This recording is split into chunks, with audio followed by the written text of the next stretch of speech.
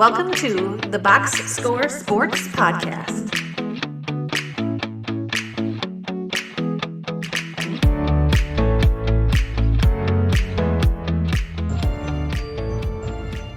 The Ugly.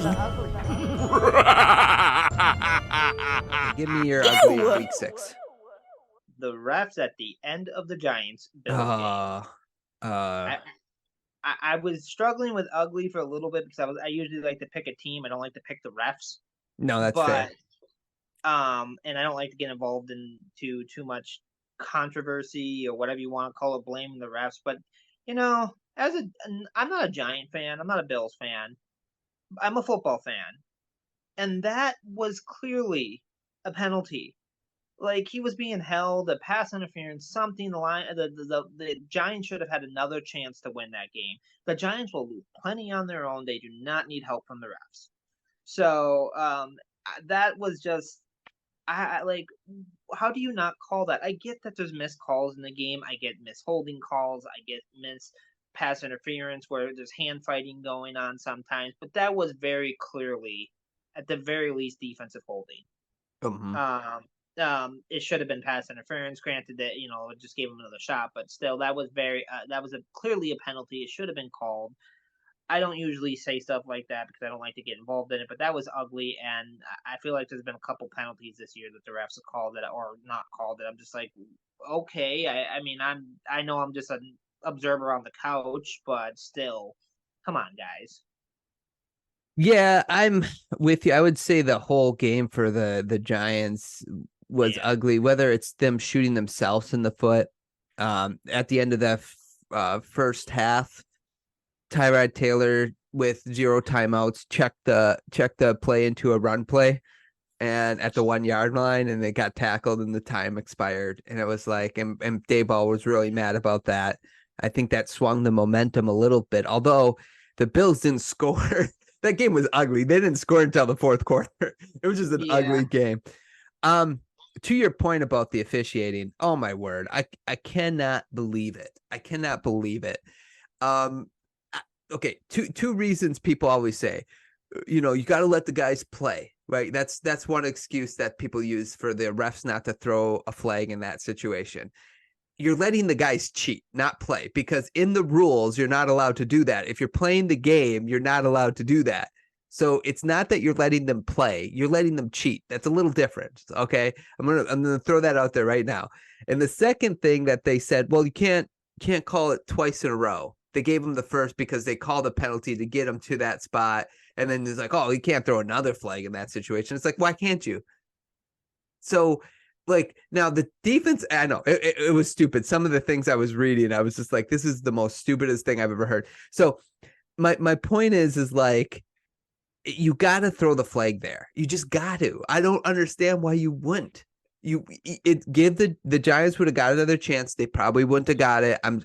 I don't know.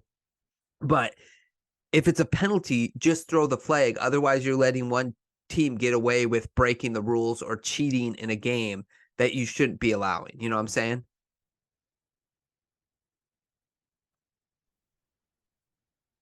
Hi. Did you catch any of that? Last I heard was give the Giants a chance, and then all of a sudden everything went dark. That's okay. You're back. All I said was basically you got to throw the flag there. That's all I said, because it's ridiculous that they wouldn't have thrown the flag, in my opinion. Like, you have to. Yeah, no, and sorry for the internet issues, technical difficulties for half a second. You do. I don't care if you throw, a flag every play if they're committing the foul. So, if they're committing the foul, then yes, they got to do, especially something like that, egregious. It's not, and then I don't know, that game was ugly, like you said. The Bills did not look very good until the fourth quarter, which, I mean, it's a 60-minute game, so for the 15 minutes they looked good, and that's all it took to win. So they beat a bad team, but it's just that I don't like the logic that, well, you can't bail them out every time with a penalty. Is it really bailing them out when the defender is holding the guy? That's not a bailout. That's called calling the game correctly. So yeah, correct. Now, I will say the defensive back there did the smart thing. He was going to get beat off the line of scrimmage. Worst case scenario, they throw the flag and they get another chance. If he would have let him go there, it's probably a touchdown. Waller was there. The ball was thrown at a spot. And if he wasn't being held the whole way to get to that spot, he would have been there just fine. Like, he got one hand on it. He would have been able to get both hands on it. Easily. So I don't know. Yeah, I'm with you there. It's that was annoying to me. It's just like, throw the flag, guys. It's not that big of a deal. Okay. Yeah. My ugly Denver Broncos. They're gonna always probably be somewhere in my ugly this season, particularly Russell Wilson. Russell, man, bustle and hustle Wilson.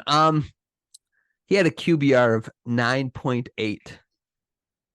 He did not throw the ball over 100 yards, and he played the entire game.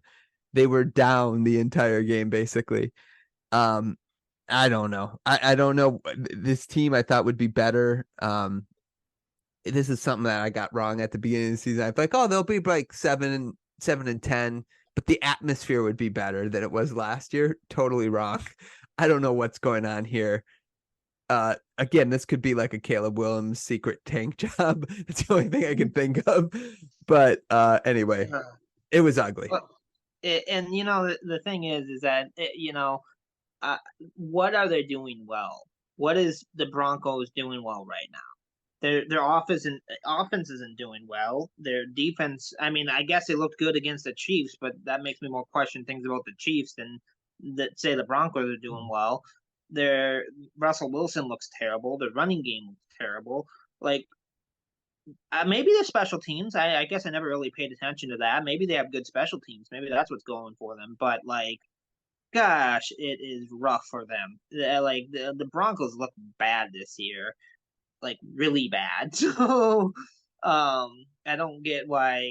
I don't get what do you do also, because you go quickly for a rebuild while Sean Payton's still there, but what has Sean Payton done that encourages the idea of a rebuild?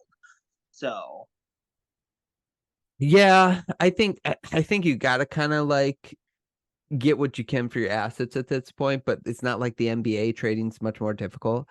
Other than week 1, the Kansas City Chiefs is the only team that hasn't scored more than 20 points against the Broncos. That's concerning too, as well, for the Chiefs.